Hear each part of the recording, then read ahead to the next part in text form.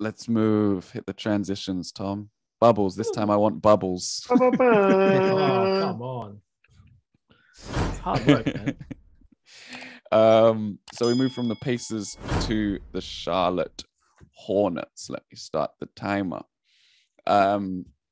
So the Hornets, very fun team to watch last year. We had them for our live show, live episode.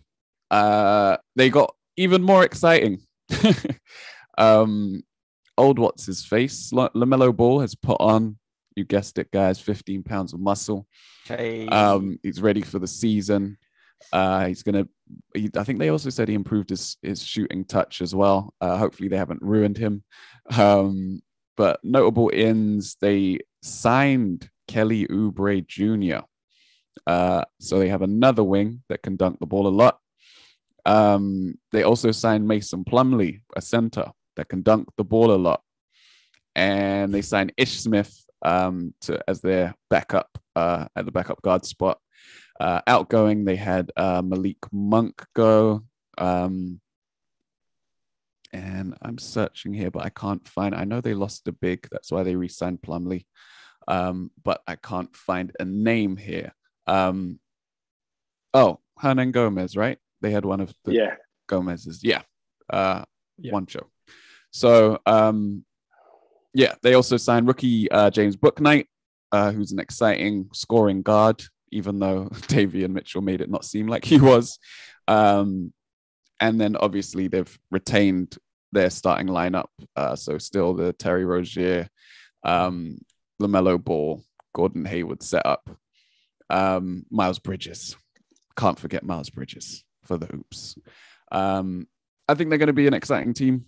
Again, they managed to get into the play-in tournament. They snuck into the play-in tournament in the East. I'm not sure if they can move up any further. I know LaMelo Ball is going to be a year better. And I think he is the X factor because they will go as far as he can take them. But I think it's still just by a hair Gordon Hayward's team. So if he can stay healthy, a bit more healthy than he was last season, they could maybe threaten to move up a little bit with the youth movement that they have there. They've drafted the best name in the entire draft. JT Thor. JT Thor. Oh my God. It's just so powerful, right, Tom? Yeah, University of Asgard. Should have gone for the head. Go on. Should have. Let us all down. But yeah, that's that on them. Terry Rozier, I think, also deserves a shout out. He was their top scorer last year, and many doubted that he could do what he did last year. But he came in and was very reliable from three, very clutch, and a great compliment to LaMelo. Is Miles Bridges still there? Yeah. Okay. Cool. Yeah. See how it goes this year. I'm intrigued by his progression. Yeah, for sure.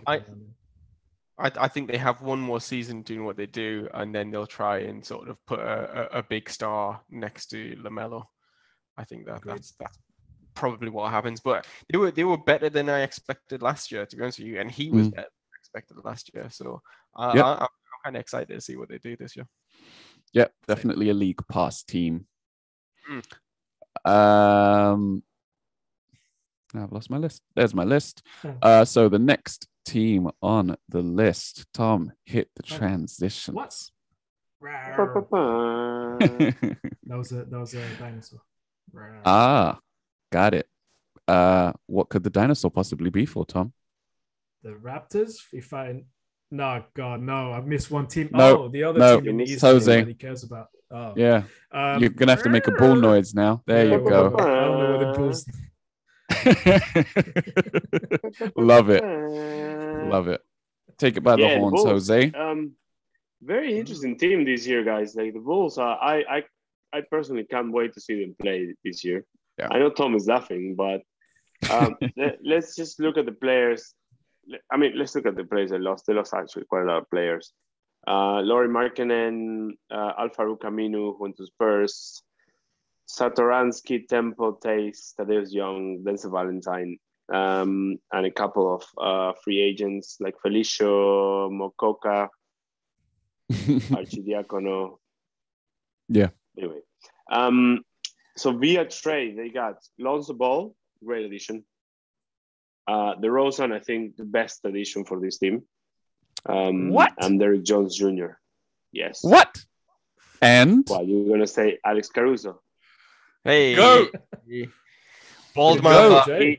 He came in via free agency, though. Yeah.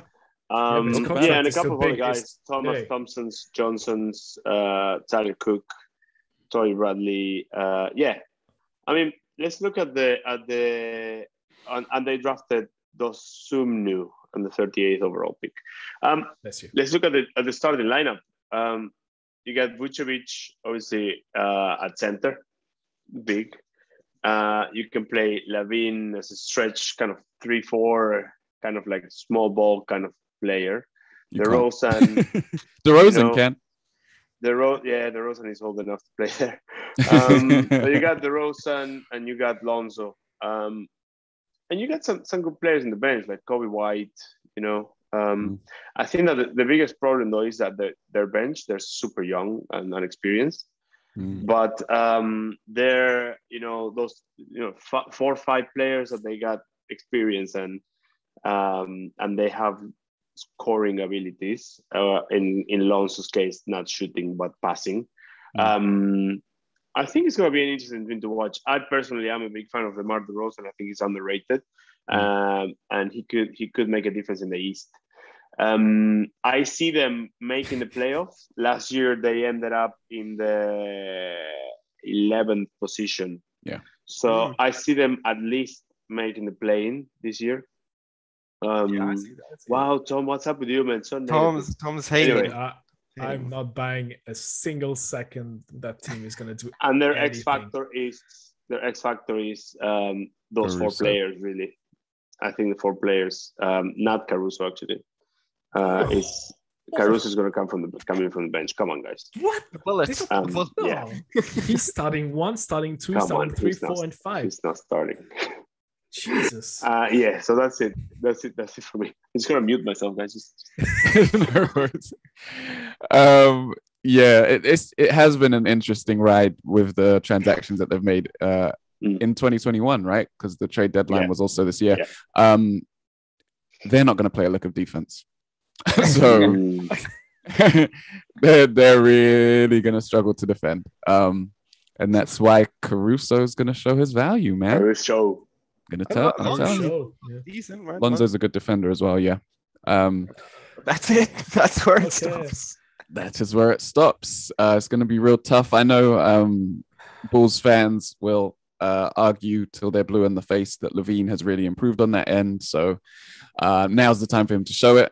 And Vucevic has been part of some really good defenses in Orlando. So as much as he's not a great individual defender, if you put defensive talent around him, he's shown that he can do some stuff. But it's going to be a real test of their ability on that end. On the other end, though, they're going to be putting teams to sleep. Yeah, they can knocking them out. Score. I'm really curious to see like the style of how they're going to play, because I don't really get how Lonzo, Levine, DeMar, and Vucevic all like kind of fit together. Yeah. Like offensively, they're all extremely talented in quite different ways as well. But like it's the whole there's only one ball situation, right? Like curious. Yeah. But same. I do think they're good. I would agree that I think they're going to get into the play-in as well. Up yours. I think they individually, like you look at every single player individually, you're like, yeah, but then you start adding them up on the same team. I'm like, that's what my reaction is. It's like, it's not that the players they've got now on the roster are bad, not at all. Like I would love to have a Lonzo Ball. That'd be cool to have on the Knicks. So I love to have DeRozan, of course, but like Mike said, I don't think it gels together. I don't think it makes any sense. Like they started bringing players in. I'm like, huh? It's I don't know. I don't think it makes sense. I think defensively, it's going to be so wide open. I mean, it might work for a little bit at the start of the season, and everybody's fit, everybody's running around. But like when you're gonna go into game 50, game 60, and teams are gonna start defending, and teams are gonna start wanting to lock down their positions and stuff, they might be in real trouble. You're on camera A, Tom. Camera A. I don't know. I don't know if there's going to be any real improvement. I could see it going that way as well. Potentially. Yeah, I just to be honest, like I don't see a team with these players not making at least the play-in. It's got to be an improvement. I mean, come on. Yeah, but okay. They only have to be better than 5 teams in the East, man. That's it. That's what I'm saying is that lucky for them, they have the Pistons, the Magic, the Cavs, and the Raptors. Yeah. And maybe the Pacers are maybe super light in terms. But that's it then. That still lands them. Arguably the Hornets too. Like that still lands them in the same spot they were last year. It doesn't make any improvement. No, I mean, yeah, okay, fair. Well, we'll see. The Wizards could come back to them as well. So it's they're I get what you mean. There's not going to be there may not be a significant improvement. It might be. I think it's going to be one of the two extremes. It might be the greatest freaking improvement you'll ever see, and they'll finish in the top 4 because they have a fire offense. Or it might be a car crash of a team. It might be a car crash of a team when they finish above the Pistons. Like from bottom, oh well, they can't defend, so you know what I mean. Yeah, we'll see. Never know. It could be too extreme. Anyway, yeah. I didn't think they'd be this divisive. Interesting that this is the team we choose to argue. I think to me thought you're all going to be agreeing with me a little bit more, but it makes that. I mean, your points make sense, though. It's just to me that the what I saw online from Bulls fans, but also like other NBA fans was like Bulls fan going, "Oh my God, NBA champions," and then the other fans that were going, "What the hell are you guys doing?" It was the two. It was like there's nobody in the middle. There was like two extremes. It was just funny. I don't know when like Vucevic. I think he gets a bit underrated. I think he is like quality. And Levine, we haven't really seen him in this situation much outside of Team USA. Like, and he played well for them. Lonzo, I think he'll be revived as well. Like, as I said, I think it could go either way. I'm choosing to see it in a positive way. So. You go to the bright side, and I'm going to the dark side. I think you're thinking beautiful adventure. I'm thinking that car crash. Yeah, I think I'm the other way around with the Wizards. So maybe that's where we're seeing it. Yeah. Although they have a championship roster over there. Speaking of championship rosters, your 2019 NBA champions. Thank you, Tom. I was waiting. 2019. Oh God. NBA champion Toronto Raptors. Now fighting not to get relegated. If there was a relegation battle. Relegated to the ABA. To the ABA. To the G League.